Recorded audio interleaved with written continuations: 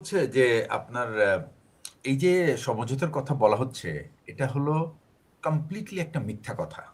কারণ Trump actually Trump পুরো ব্যাপারটাই সে পুরো যুদ্ধটাকে কিন্তু একটা ব্যবসার চোখ দিয়ে দেখে। আপনি যদি লিন্ডসে গ্রাহাম যে সিনেটর আছে সাউথ ক্যারোলিনার, সে তার কথা যদি বলেন, সে বলতেছে যে এই যুদ্ধ আর মাত্র ৭-৮ দিন চলবে, তারপরে এখানে যা তেল সম্পত্তি সবই কিন্তু আমাদের। অর্থাৎ তাদের উদ্দেশ্য যুদ্ধটা হচ্ছে এখানে ইসরায়েলের একটা এজেন্ডা আছে, ট্রাম্পের একটা এজেন্ডা আছে। ইসরায়েলের এজেন্ডা হলো যে গ্রেটার ইসরায়েল স্ট্যাবলিশ করা, এবং তার পথে প্রথম বাধা এবং শেষ বাধা হলো ইরান।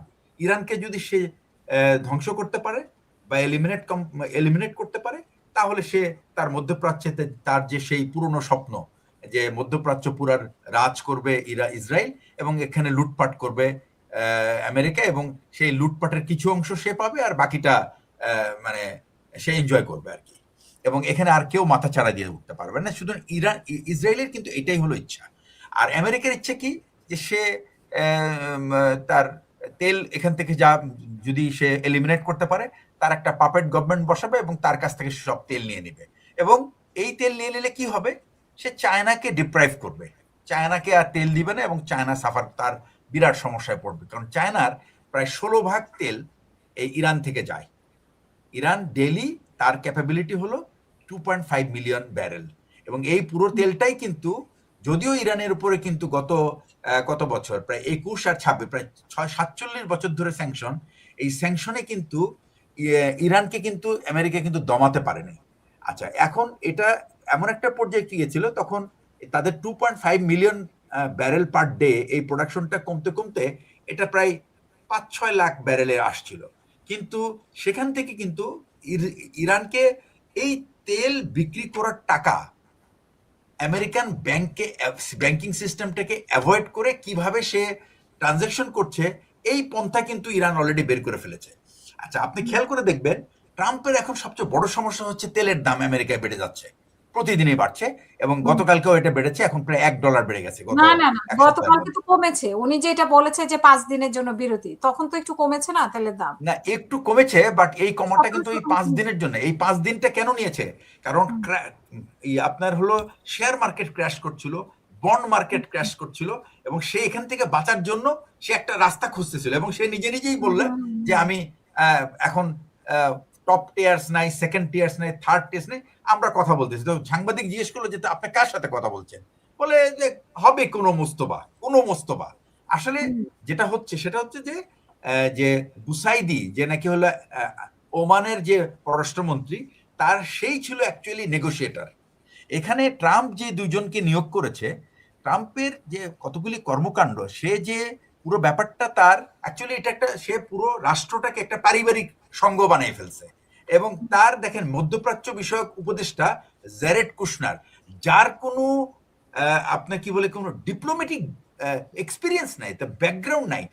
লোকজন যেখানে হেনরি কিসিঞ্জার, ব্রেজনস্কি, তাদেরকে যেখানে লাগায়, আপনার হলো জর্জ শুলজ, এই সমস্ত লোক যারা বাঘা বাঘা ডিপ্লোম্যাট, তারা এতদিন মিডল ইস্ট নিয়ে মানে ঘাম ঝরে ফেলছে, সেখানে সে কুশনারকে পাঠাইছে। সে কি করতে, সে একটা ডিল করতে পাঠাইছে অ্যাকচুয়ালি। তারপরে কাকে পাঠাইছে, সে তার কার্ককে পাঠাইছে, সে হচ্ছে যে আরেকজন যে নাকি রিয়েল এস্টেট বিজনেসম্যান। তো এইসব দিয়ে তো একটু ডিপ্লোমেসি হয় না। সেকেন্ড হচ্ছে, ট্রাম্প এই যুদ্ধের জন্য না তার কংগ্রেসের অনুমতি নিয়েছে, না সিনেটের অ্যাপ্রুভাল নিয়েছে, না তার জনগণকে সে জানিয়েছে। সেকেন্ড হচ্ছে, ইউরোপকে, তার যে বন্ধু, তাদেরকে সে জানায় নাই, এবং না জানিয়ে সে যার জন্য আজকে কি হলো, এই যুদ্ধে কিন্তু ইরানের যে সবচেয়ে বড় সার্থকতা সেটা হচ্ছে যে ট্রাম্পকে সে একঘর, পুরো আমেরিকাকে সে একঘরে করতে ফেলেছে। সেকেন্ড হচ্ছে যে আমেরিকা সারা জীবন, সারা এই গত 1945 এর পরে এই পর্যন্ত পাওয়ার প্রজেকশন ছিল তাদের এয়ারক্রাফট ক্যারিয়ার। এই প্রথম তাদেরকে এয়ারক্রাফট ক্যারিয়ার গুলিকে পিছনে হটায় সরাই দিতে হয়েছে। This is unthinkable. এইটাই কিন্তু আসলে প্রমাণ করে যে ট্রাম্পের সব ক্যালকুলেশন কিন্তু এলোমেলো। ইরান সম্বন্ধে আমেরিকার যে ধারণা, বিশেষ করে ট্রাম্পের যে ধারণা, সেটা হচ্ছে যে ইরান জাস্ট ইরাকের মতো একটা দেশ, যেখানে বিভিন্ন রকম আপনার কি বলে করাপশন আছে, তারপর হলো আপনার কোনো ন্যাশনাল ইউনিটি নাই। তার কিন্তু এই ধারণাটা কমপ্লিট মিথ্যা। প্লাস ইরাক হচ্ছে একটা প্লেন ল্যান্ড, আর ইরান হচ্ছে একটা হিলি টেরেইন। তো টেরেইনে কিন্তু তাকে অনেক কিছু মানে ডিফেন্স দেয়। আচ্ছা, এখন হলো কি যে এই যে কথাবার্তা বলার পরে কিন্তু কি হলো যে ট্রাম্প তো ইরানকে তো অ্যাকচুয়ালি ধ্বংস করতে পারে নাই। ইরান কি করেছে, they have played very smartly. তারা ড্রোন, ছোট ছোট মিসাইল এগুলি দিয়ে তাদের পুরো যে ইন্টারসেপ্টরগুলিকে এক্সস্ট করে ফেলছে, আর লেস দেন 50% এখন ইন্টারসেপ্টরের পরিমাণ। তার মানে যদি আরো ড্রোন হামলা চলতে থাকে তাহলে কিন্তু তারা কন্টিনিউয়াসলি ডিপ্লিট হইতে থাকবে, আর না হলে তাদের কিন্তু ধ্বংস হবে। ইরান যেটা করে নাই সেটা হচ্ছে ইরান কিন্তু কোনো সিভিলিয়ান টার্গেট তারা কিন্তু অ্যাটেম্প্ট করে নাই। যেটুকু হয়েছে এটা কোল্যাটারাল ড্যামেজ। ইভেন তারা তাদের তেল আবিবের যে নিউক্লিয়ার প্ল্যান্টেও কিন্তু তারা হামলা করতে পারতো, কিন্তু করে নাই। তারা 10 কিলোমিটার দূরে করে দেখিয়ে দিয়েছে যে তারা এটা করতে সক্ষম। তো এরপরে যেটা দাঁড়িয়েছে সেটা হচ্ছে যে এই যে যুদ্ধ থেকে তার একটা ফেস সেভিং রিট্রিট দরকার, একটা ব্রেক দরকার। কিন্তু এটা কোনো সমঝোতা হবে না, কারণ ইরান খুব স্পষ্ট করে বলেছে ট্রাম্প হচ্ছে মিথ্যুক এবং বিশ্বাস ভঙ্গকারী, তার সঙ্গে কোনো রকম আলোচনা হতে পারে না। সুতরাং এখানে অন্য কেউ আলোচক হিসেবে থাকতে হবে।